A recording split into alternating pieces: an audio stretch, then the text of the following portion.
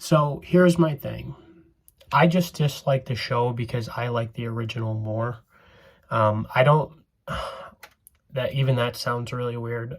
Like, I came into this very open-minded. I'm okay with changes.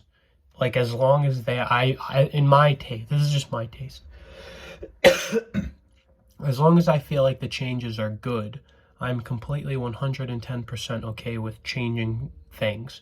But after a certain point, if the changes are so drastic to the point where you're changing it and you're kind of missing the whole point, what I watched wasn't really Avatar. To me, it did not scream Avatar. It was like, yes, it was an adaptation, but an adaptation made off of like a fan-made version of Avatar. Yes, I know, I'm talking about a childhood show and I'm 23. Like, what do I care? Well, to be honest, I just want people to understand my perspective because I think a lot of people hate my opinion on this. I don't need you to agree, but just hear me out and listen. Like, the minute changes in the show, fine. I can see why people like the show. A lot of the people who watch the show are new people. A lot of people who are watching the show are like the really hyper energetic, like, oh my God, it's another Avatar, Adaptation. I have to, like, the really over the top consumer people who are like, I have to consume all the content.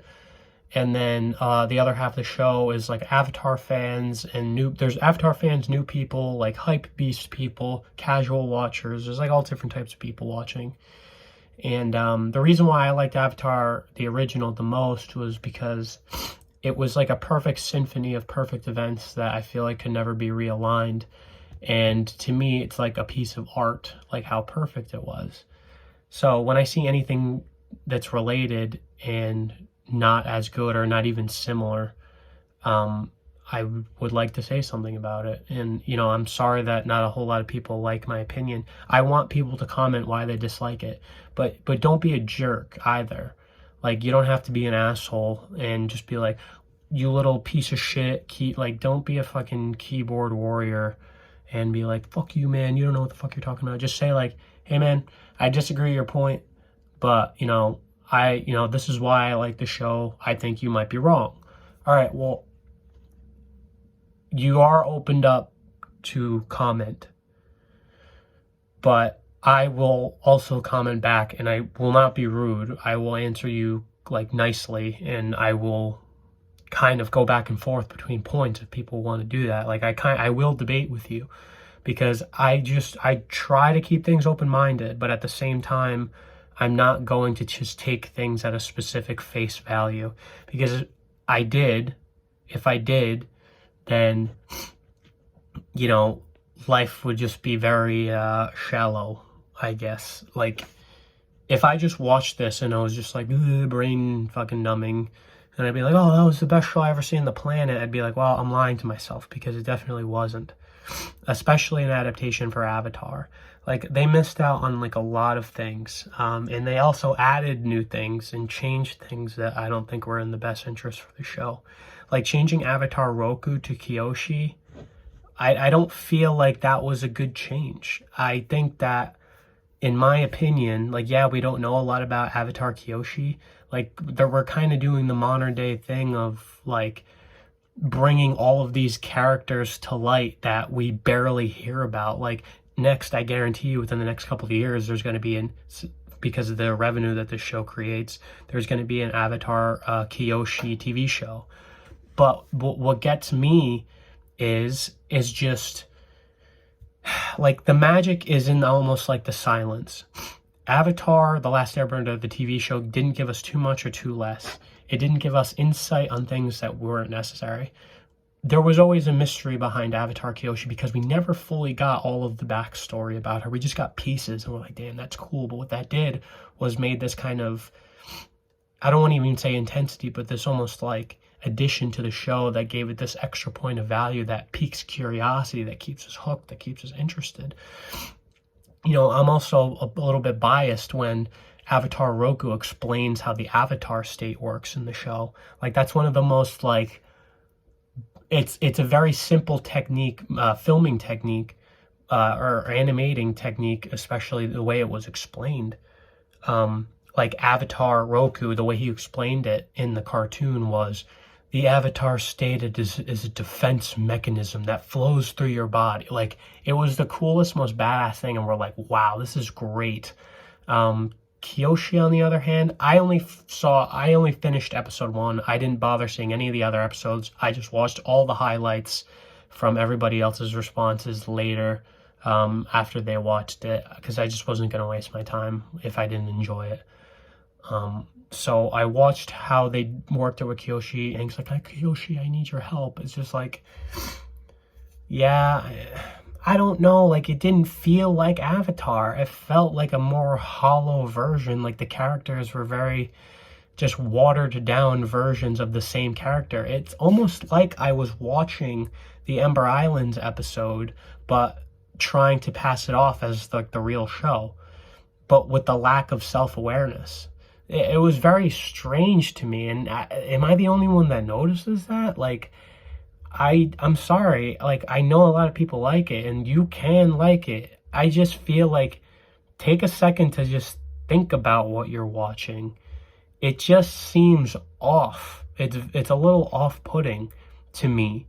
Like, Sokka was training boys and girls at his training camp. Like, yeah, well, girls can't fight too. It's like, okay, well, no, but the whole point in the cartoon was, like, he was training the men because their fathers left for war, and there were only boys. Right? Is that true? I'm going to fact check that. I'm pretty sure that was the case. Sokka trains water.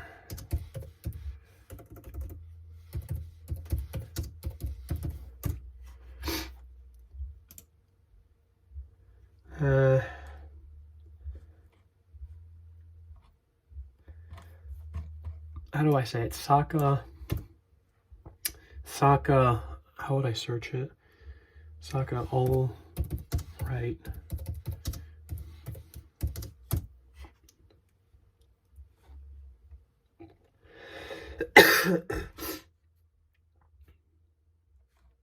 I don't know.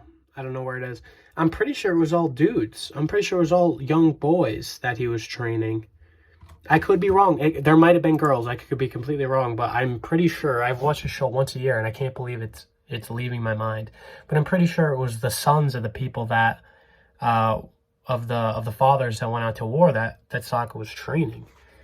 So it just feels like weird. Also, the Southern Water Tribe is very populated. You know, everyone's saying, well, this is a cool artistic choice. Well, artistically, maybe, because looking at a village with 2 people in it, I could see why that would be boring, but not really. Not if it's done right, because what it's doing is it's showing you the impact of the war-torn town. You know, the Southern Water Tribe looks like it's thriving. It looks great. Children are having fun, playing. Everything seems all happy and jolly. Doesn't really seem like they're struggling too much with the war, but you look at the cartoon and it's like there's like nobody there because it's been abandoned, because the war just ruined everything. It's just really interesting to me how people aren't understanding that. Yeah, I mean, for a 12-year-old, Aang is really mature, which doesn't really make any sense to me. You know, he had to go cool off and think, so that's when he took Appa.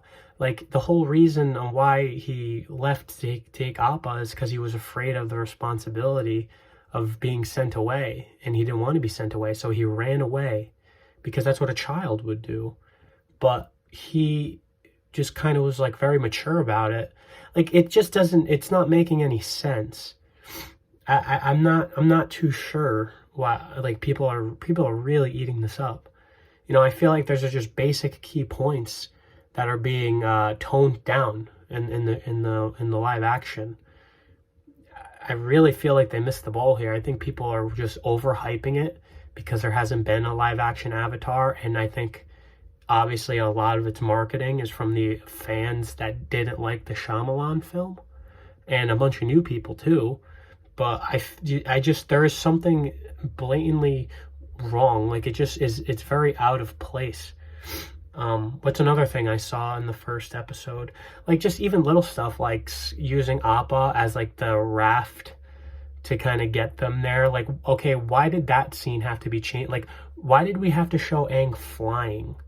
Like, Aang doesn't fly. I don't understand the choices here, because if you replace the runtime for that scene, you could easily replace it with another scene that would capture viewers' attention more. Why is also they're doing the whole tell not show thing, where in the beginning, like right when they got me, when they're doing the whole Death Star plan, which I really wasn't a fan of. You can say that's a personal opinion or not.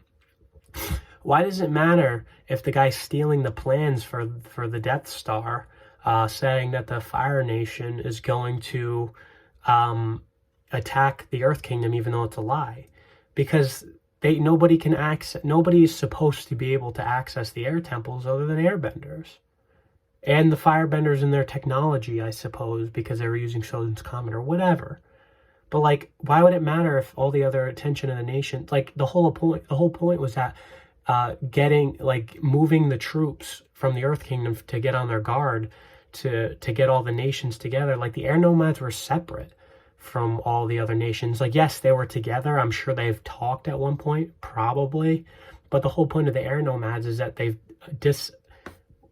completely left worldly matters to the worldly people. They were of a culture of like this form of peace and separation from personal. They're like the Jedi almost of the Avatar world. They're supposed to be like these peacekeeping monks that don't involve themselves in a lot of world affairs. So it's just really interesting to me, and it doesn't make any sense. Like, the attack on the air temple was supposed to be a surprise attack, but why did you have to do this whole deflection scene for the Earth Kingdom to get their guard up and to get all the other nations' guard up? It just like seems like a waste of time. In the way that they even did it too, like when the guy was earthbending and he shot rocks at the firebender went, "Oh my God, it's an earthbender."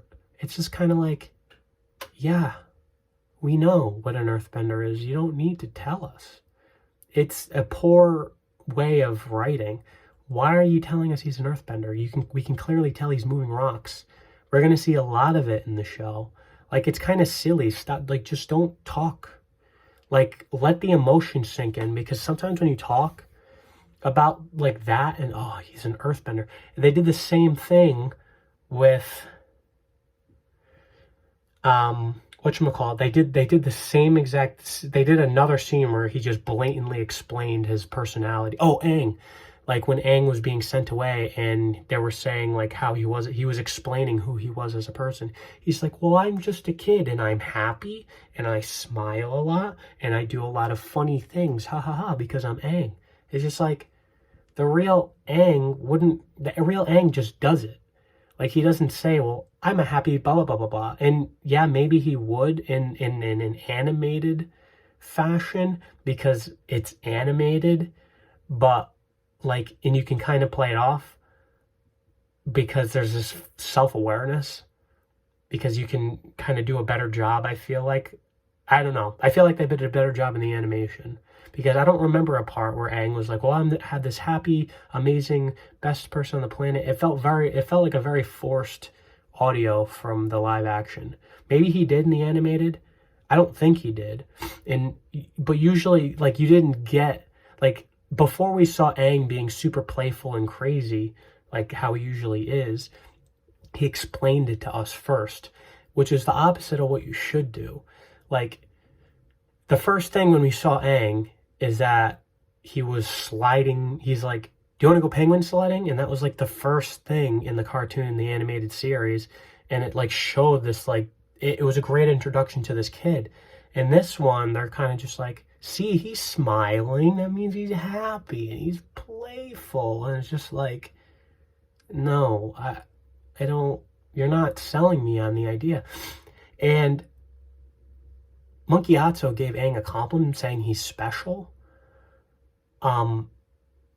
but he responded to it in such a weird way. It's like almost like he knew what he was going to say. How could he know that Macchiato was going to say that he was the Avatar?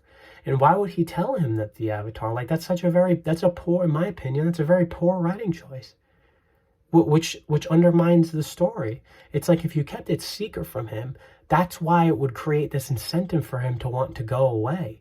Because if, like, in the animated series, they did such a great job at it because they hid it from him. They weren't going to tell him outright. They didn't tell him outright. He found out by him sneaking around, and he overheard them, and it made him scared like a child. And he responded like a child would. He ran away from the responsibility.